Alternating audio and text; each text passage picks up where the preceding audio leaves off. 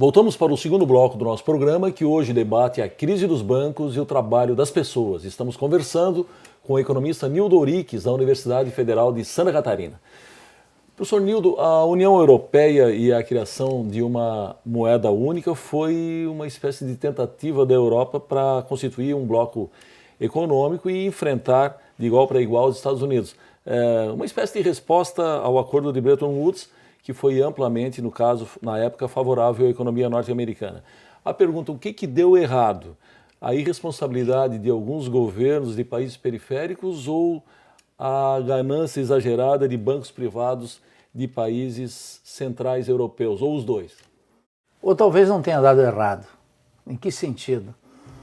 Como você bem colocou, o projeto da Comunidade Econômica Europeia é os europeus se organizando num bloco, que é a única forma que se dá para se organizar na economia mundial, contra os Estados Unidos, que é o que nós estamos tentando fazer com muita incompreensão, cegueira e interesse por parte das elites, em fazer um Mercosul mais forte possível para enfrentar com os Estados Unidos.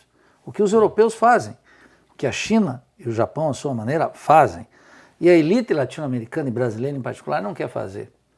Bem, a Europa está tentando fazer com o euro o que Hitler não conseguiu fazer com os tanques, que é colocá-la no comando do mundo.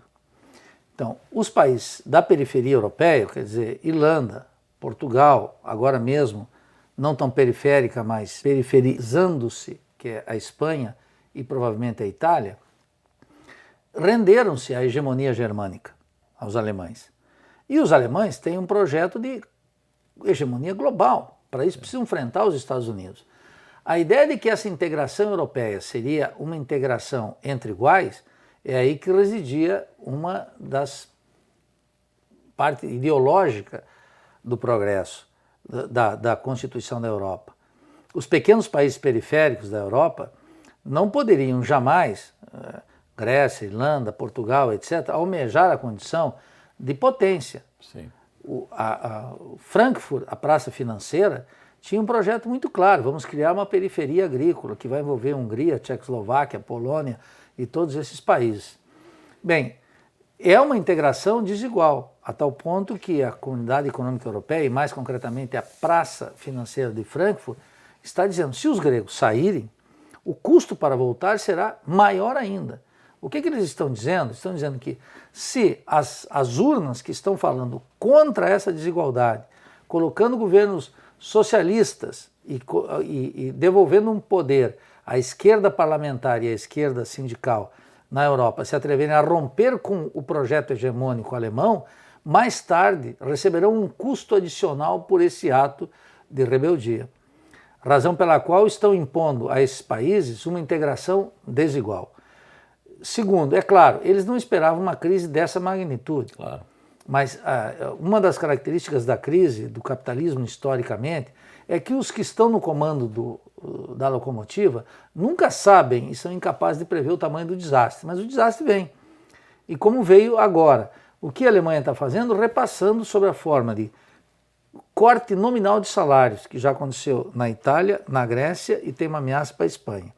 Quer dizer, num mês o trabalhador recebia 1.000 euros e no mês seguinte recebe 900. Segundo, por uma ampliação da idade das aposentadorias.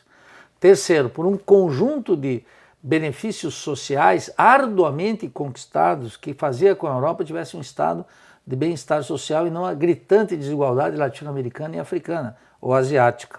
De tal maneira que o que eles vão fazer é uma distribuição desigual da crise, enquanto bancos e grandes empresas são contemplados com trilhões de euros de subsídios, os bancos estão, junto com os governos, repassando um custo desigual para os trabalhadores. Primeiro, com uma altíssima taxa de desemprego. Segundo, com uma baixa dos salários violentíssimo. Terceiro, com eliminação de cláusulas sociais que mostravam a Europa, não o europeu médio, como tendo um benefício indevido ou uma regalia indevida. Todas as regalias do estado de bem-estar social europeu eram pagas com a produtividade dos trabalhadores. Sim. Então, o que está mostrando agora é que dentro do sistema capitalista não há lugar cômodo para os trabalhadores. E está mostrando também qual é a lógica de funcionamento do sistema capitalista.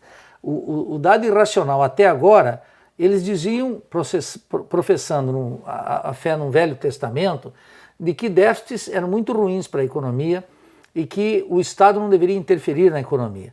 E agora, no Novo Testamento, o que eles estão dizendo? Que os déficits são essencialmente bons, que está destinado a salvar bancos e grandes empresas, e que a intervenção do Estado na economia em favor dos ricos é algo essencialmente bom. De maneira que é uma lição cristalina para todos nós.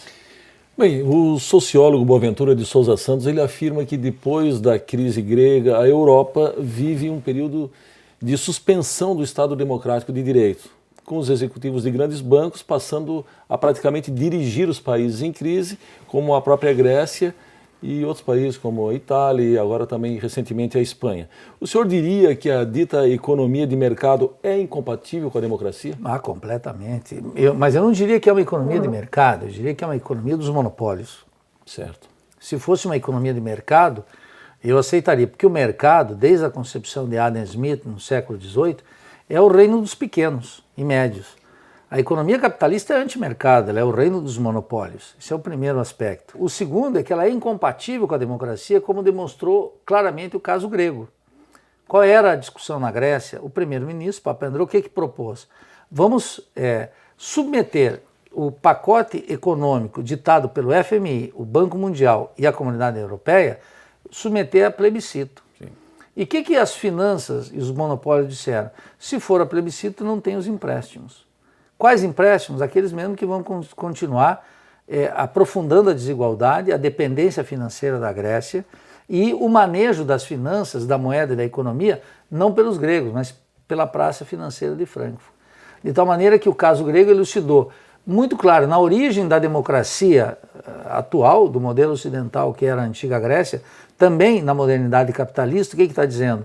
Que nenhuma dessas decisões de estratégia sobre a economia pode passar pelo crivo popular.